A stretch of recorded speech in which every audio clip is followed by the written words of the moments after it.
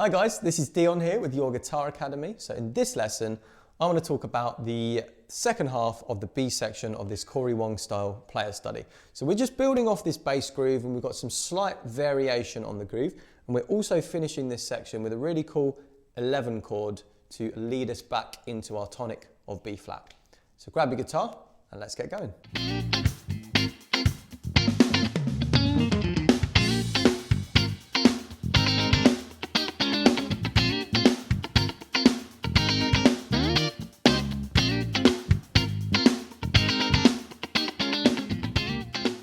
If you just joined us, please don't forget to head over to the website where you can get all of the additional course materials, including the handbook, any tabs, any backing tracks and chord diagrams as well. Also, please don't forget to like and subscribe and leave us a comment as well. It really helps us out to hear how you've been getting on with the courses, and any questions you have, we will definitely get back to you.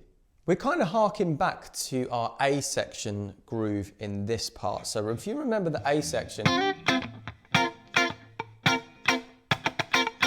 that little thing there, this really syncopated idea. So the last part of this B section sounds like this. So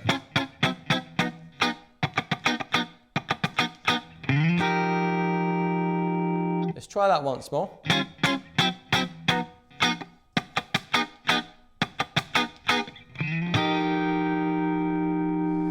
So you see we're keeping the chords exactly the same. But that part is different, okay? It's different to the first part of the B section, but it's the same as that little part of the A section, all right? So let's look at exactly what the rhythm is. So 1 and 2 and 3 E and a 4 E and a 1 E and a 2 E and a 3 E and a. So you see we're hitting the E and the of our 16th notes.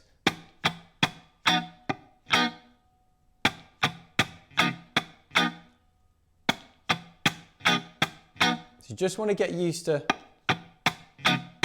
that sort of groove there. Let me just play that in isolation with the drums and we'll hear how it sounds. So,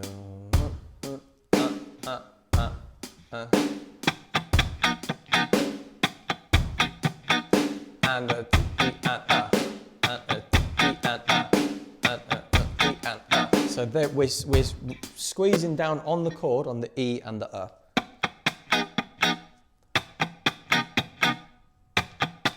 And you see, in between, I'm still employing this really effective muting, just making sure that I'm only playing the chord where I want to, just squeezing and releasing. So let's just play through it a couple of times, using that first part as well.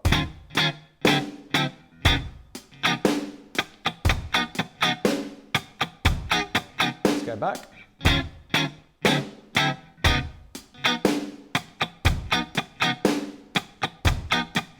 Again.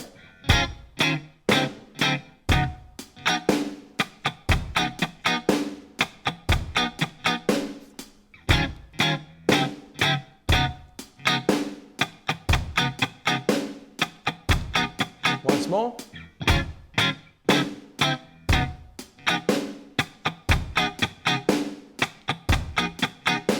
Okay, so this is a kind of a thing that I want you to imagine when we spoke about this rhythmic grid before. So remember imagining our, 4/4, our bar of 4/4. We have 4 beats. Within those 4 beats, to split it into 16th notes, the bar into 16th notes, sorry, you can have 4 more beats within that. So that's 16 in total. So, you could try and experiment here with playing on different 16ths and something like this. Let me just have a little kind of go on the fly. Just imagining that constant rhythmic grid, and I'm going to press down on the chord at different times and see what it sounds like. So 3, 4, and.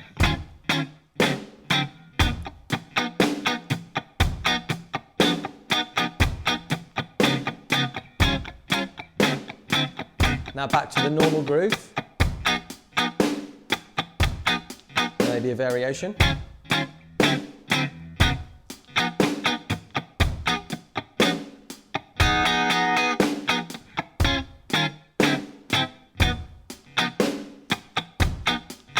Back to the normal groove.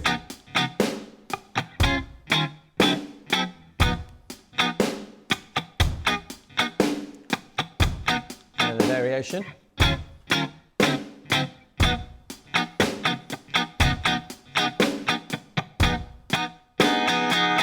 So it's just about reinforcing this point that the rhythm, you know, is a constant and it's a thing that's not ambiguous. You can imagine it as being this grid in which you can fill in those spaces. Okay, so that's the first part of this end of this B section. So we have,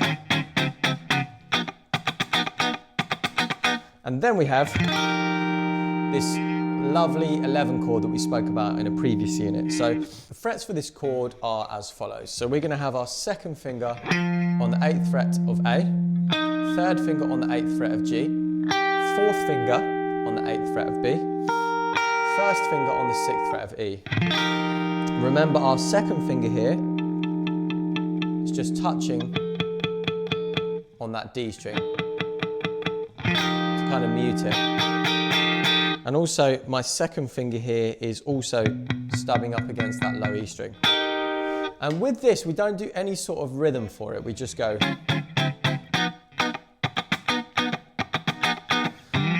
2, 3, 4. Let it ring out nicely, and it provides a nice bit of kind of respite from all of this aggressive, funky strumming that we've done so far.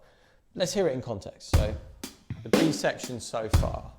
Here we go. 2, 3, 4.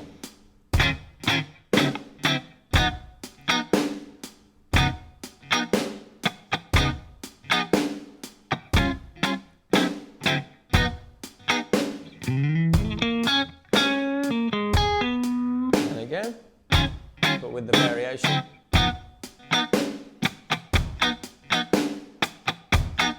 And then, and you see, if you want to, you can slide into it with that second finger, sliding up the A string to land on that 8th fret, then play the chord, okay? Now, a little bit faster. Let's hear it at about 100. So, 1, 2, 3, 4.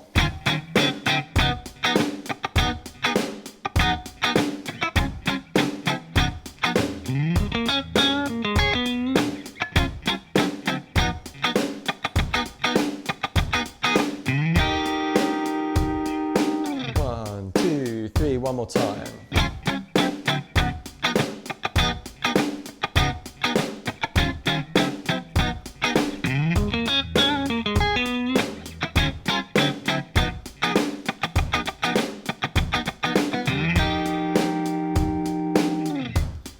And there we go. So that leads us on nicely to our next lesson, which is on the final really cool palm muted fourths lead guitar idea.